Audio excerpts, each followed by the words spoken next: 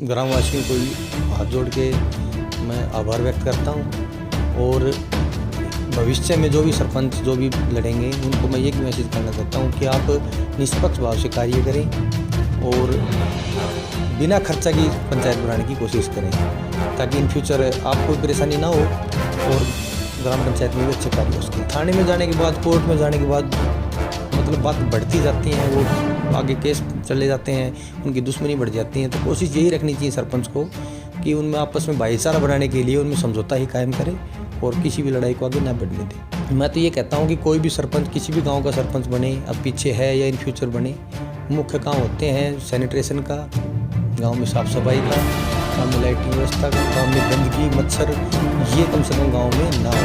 Digital इसमें अनपढ़ का तो हम विचार ही नहीं कर सकते क्योंकि अनपढ़ होना तो एक अभिशाप है। और उसी सरपंच को ये नहीं पता होता कि हमारे मतलब मुख्य रूप से क्या क्या सरकार हमें फायदे दे रही है, क्या हम विकास करवा सकते हैं, फिर गांव के बारे में सोच भी नहीं सकता। गांव छोटी जो पंचायतें हैं उनमें गांव डिसाइड करके और अपना एक प्रतिनिधि चुनाव कर ले जो काम कर सके, सरकार के साथ समन्वय बना के चल सके। पंचायत में आप गाँव या पूरे सब बैठ के बात करते हैं कि निर्विरोध बन जाए तो एक अच्छी खासी धनराशि गाँव के विकास के लिए मिलती है। पहली बार पंचायत उसमें निर्विरोध गाँव में बैठ के सेलेक्ट किया है। उससे पहले तो इलेक्शन होते थे, हमारा जो पंचायत का मुख्यालय है वो भी ढाणी टोडा होता था। नमस्कार, मैं हूं आपका दोस्त विनोद शर्मा और आप देख रहे हैं भिवानी अपडेट। आज मौजूद हैं सुखदेव सिंह का बास गांव में और ये ग्राम पंचायत आती है लोहारू ब्लॉक के अंडर। हमारे साथ सरपंच प्रतिनिधि मौजूद हैं विवेक शेखावत, उनसे बातचीत करते हैं। चलिए मिलवाते हैं इस 5 साल के दौरान उनकी ग्राम पंचायत ने किस प्रकार से गाँव का विकास किया और ग्रामीणों से कितना प्यार उनकी पंचायत को उन्हें एज ए प्रतिनिधि और सरपंच साहब को मिलता रहा। जी विवेक जी नमस्कार। सबसे पहले तो मैं सभी को आपको हाथ जोड़ के नमस्कार करता हूँ जी और मैं आपका स्वागत करता हूँ कि आप हमारे पंचायत क्षेत्र में पधारे। इसके लिए आपको मोस्ट वेलकम। और जहाँ तक पंचायत के कार्यों की, पंचायत में विकास की, इनके बारे में तो हम थोड़ा सा संक्षेप में बात करते हैं। विवेक जी पहले तो बात करेंगे चुनाव की। चुनाव किस प्रकार से रहा, क्योंकि मैंने सुना है ग्रामीणों से जो बात की तो आपकी पंचायत में इलेक्शन हुआ ही नहीं, वैसे ही निर्विरोध चुन लिया गया सरपंच को। बात सही है, हमारी पूरी जो पंचायत थी वो निर्विरोध चुनाव हुआ। उसमें सभी जो पंच और जो सरपंच हैं उन सभी का निर्विरोध इलेक्शन हुआ। हमारे गांव ने सभी ने बैठ के डिसाइड किया कि जो मेरी वाइफ है उनको सरपंच चुना जाए और इसके लिए हम गाँव का बहुत बड़ा आभार व्यक्त करते हैं। और जब तक हमारे शरीर में प्राण रहेंगे हम ग्राम इस बात को कभी भुला नहीं सकेंगे कि गांव ने हमारे घर में एक प्रतिनिधित्व को दिया जो कि गांव का मुखिया बन सके। अच्छा, इससे पहले भी गांव में निर्विरोध चुने गए हैं या फर्स्ट टाइम ऐसा हुआ है? देखो, हमारी ग्राम पंचायत बनी है ढाणी टोडा से अलग हो गए, तो ये पहली बार पंचायत में निर्विरोध, पहली बार पंचायत उसमें निर्विरोध गाँव ने बैठ के सिलेक्ट किया है। उससे पहले तो इलेक्शन होते थे, हमारा जो पंचायत का मुख्यालय है वो भी ढाणी टोडा होता था। तो उससे पहले तो इलेक्शन हुए है, फर्स्ट टाइम ही गांव वालों ने बैठ के डिसाइड किया है। अच्छा हाँ। क्या फ़ायदे होते हैं मैं जानना चाहूँगा, क्योंकि आप भी काफ़ी एजुकेटेड हैं, सरपंच साहिब हैं वो भी काफ़ी एजुकेटेड हैं। क्या फ़ायदे होते हैं निर्विरोध चुने जाने के, जो आप 2-4 बातें मतलब पब्लिक को बताएंगे, क्योंकि इलेक्शन आने वाले हैं अब, और इलेक्शन आएंगे तब आपस में विरोध होता है, एक दूसरे का मनमुटाव होता है और आपस में ऐसे रिश्ते हो जाते हैं जो बिगड़ गए एक बार तो कभी सुधरते नहीं चुनाव को लेकर। क्या फ़ायदा है इस निर्विरोध चुनाव? देखो, निर्विरोध चुनने का सबसे बड़ा फ़ायदा ये होता है कि अगर आपकी ग्राम पंचायत में या गांव या पूरे सब बैठ के बात करते हैं कि निर्विरोध बन जाए तो एक अच्छी खासी धनराशि गांव के विकास के लिए मिलती है। नंबर 2 बात, अगर आप निर्विरोध आपका चुनाव है तो 5 साल में आपको किसी का विरोध का सामना नहीं करना पड़ेगा। गाँव की सहमति से गाँव के सब बैठ के आप लोगों ने क्या काम करवाना है वो आप करवा सकते हो। तो गाँव में निर्विरोध का सबसे बड़ा ये होता है कि गाँव में बिना बात पैसे का वेस्टेज नहीं होता और सबका जो फाइनेंशियल स्ट्रक्चर वो सेम नहीं होता। एक हारता है, एक जीतता है, चुनाव में ये होता है जो हारने वाला है उसके खर्चा भी लग जाता है और वो मतलब 5 साल वो इस मलाल में रहता है कि मैंने सरपंच क्यों लड़ा। तो इसके लिए सबसे बेस्ट यही रहता है कि गांव, छोटी जो पंचायतें हैं उनमें गांव डिसाइड करके और अपना एक प्रतिनिधि ऐसे चुनाव कर ले जो काम कर सके, सरकार के साथ समन्वय बना के चल सके और गाँव के बारे में अच्छी विचारधारा के साथ गाँव का विकास कार्य करवाए। अच्छा विवेक जी, बात करूंगा, पिछली बार सरकार ने एक नई कोशिश की पढ़ी लिखी पंचायत की। क्या पढ़ा लिखा सरपंच कितना हितकारी होता है गांव के लिए? एक सरपंच को पढ़ा लिखा होना कितना ज़रूरी है? देखिए, सरपंच को पढ़ा लिखाना होना बहुत ही ज़रूरी है। मैं कहता हूँ कि अनपढ़ सरपंच जो होता है उसको तो एक्चुअल में ये जो टाइम है डिजिटल टाइम है, इसमें अनपढ़ का तो हम विचार ही नहीं कर सकते, क्योंकि अनपढ़ होना तो एक अभिशाप है।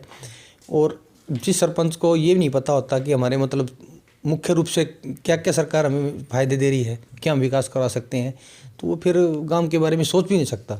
कम से कम उसको ये तो पता होना चाहिए कि भाई हमारे मूल उपभोक्ता गांव के जो लोग हैं उनकी क्या आवश्यकताएं क्या हैं, उनका वो पालन करें। इसलिए मैं तो ये कहता हूँ कि पंचायत पढ़ी लिखी ही होनी चाहिए, और ये सरकार ने ये डिसाइड करके बहुत अच्छा काम किया है। अच्छा, मैं बात करूंगा कि मुख्य कार्य क्या क्या रहे आपकी इस 5 साल के दौरान, जो आप लोग, आपके गांव वाले देख रहे हैं, ये जो लोग देख रहे हैं, इनको बताना चाहें। देखो, 5 साल में हमारी ग्राम पंचायत में हमने ये पूरी कोशिश की कि गांव में मुख्य से जो समस्याएं हैं, नाली की, सीवर व्यवस्था की, गलियों की, साफ़ सफाई की, वो हम पूरा कर सकें।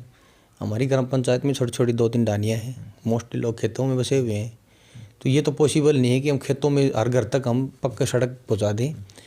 लेकिन गांव में जो छोटी छोटी डालियाँ हैं उनमें हमने मोस्टली कार्य किए हैं, और अभी प्रोसेसिंग में भी कुछ कार्य चल रहे हैं। 1-2 डालियों में कुछ कमी भी है, तो इन फ्यूचर भी हम कोई भी सरपंच बने उसको मदद करेंगे। वहाँ पे भाई सरकार को रिक्वेस्ट करेंगे कि भाई इनको इस कार्य के लिए जो पैसे हैं वो जारी किए जाएं। और मैं तो ये कहता हूँ कि कोई भी सरपंच, किसी भी गांव का सरपंच बने, अब पीछे है या इन फ्यूचर बने, मुख्य काम होते हैं सैनिटेशन का, गांव में साफ़ सफाई का, गांव में लाइटिंग व्यवस्था का, गांव में गंदगी, मच्छर, ये कम से कम गांव में ना हो। क्योंकि मूलभूत यही होते हैं कि अगर गांव में मच्छर हैं, गंदगी है, तो गांव में बीमारियां फैलेंगी। और गांव वालों को ये जागरूक करें। इस क्षेत्र, इस साइड जो हमारे हैं, जो पीने के पानी की व्यवस्था थोड़ी समस्या आगे बनती जा रही है, क्योंकि ग्राउंड वाटर है वो बहुत डीप जा रहा है। तो गाँव को ये जागरूक जरूर करें कि आप सिंचाई के लिए मिनी स्प्रिंकलर सिस्टम और बागवानी को बढ़ावा दें। घर में जो पब्लिक हेल्थ के सरकारी ट्यूबवेल जो हैं उनमें टोटियाँ लगवाएं, खुला पानी ना व्यर्थ करें, क्योंकि 450 फुट से पानी आ रहा है यहाँ पे। तो कम से कम गांव वालों से ये रिक्वेस्ट है कि पानी को वेस्ट ना करें, और जो भी हो अपने सरपंच के साथ कंधे से कंधा मिला के चलें। वो अगर गलत करता है तो उसको ये बात आप बताओ कि आपके द्वारा कुछ काम अच्छे नहीं हो रहे, और आगे बढ़ते रहें। और गांव भी किसी भी सरपंच ऐसा काम करना चाहे तो मैं नहीं मानता कि गांव में कोई व्यक्ति ये चाहेगा कि वो काम ना करे। अच्छा, हाँ, गांव में झगड़े वगैरह हो जाते हैं और आपस में मनमुटाव वगैरह हो जाते हैं, पंचायत बैठती है, सरपंच सही फैसला ले पाता है या नहीं ले पाता, सरपंच की सुनते हैं या नहीं सुनते, और आपके बीच में कैसे तालमेल रहा, आपकी पंचायत के बीच में और ग्रामीणों के बीच में? देखो, मुख्य जो लड़ाइयाँ होती हैं वो अहम की लड़ाई होती हैं। जब किसी भी 2 पक्षों में जब लड़ाई हो जाती है ना, तो लड़ाई किसी चीज़ का सॉल्यूशन नहीं होती। सॉल्यूशन होता है बैठ के समझौते से सॉल्यूशन करें। अहम पे जब बात चली जाती है ना, तो मुख्य सरपंच का काम ये होता है कि भाई उन दोनों को बैठा के और बड़े छोटे की बात ख़त्म करके जो लड़ाई है उसको ख़त्म करें। क्योंकि थाने में जाने के बाद, कोर्ट में जाने के बाद मतलब बात बढ़ती जाती हैं, वो आगे केस चले जाते हैं, उनकी दुश्मनी बढ़ जाती है। तो कोशिश यही रखनी चाहिए सरपंच को कि उनमें आपस में भाईचारा बनाने के लिए उनमें समझौता ही कायम करे और किसी भी लड़ाई को आगे ना बढ़ने दें। अच्छा, अगर बात करूँ, अभी इलेक्शन होने वाले हैं, कुछ सरपंच आएंगे मैदान में, उन्हें आप एज ए मैसेज, क्योंकि पहले आप सरपंच प्रतिनिधि रहे, 5 साल में आपने देखा है किस प्रकार से क्या काम होता है, कैसे होता है, तो क्या कहना चाहेंगे? और जिन लोगों ने आपको वोट दिए उन ग्रामीणों को क्या कहना चाहिए?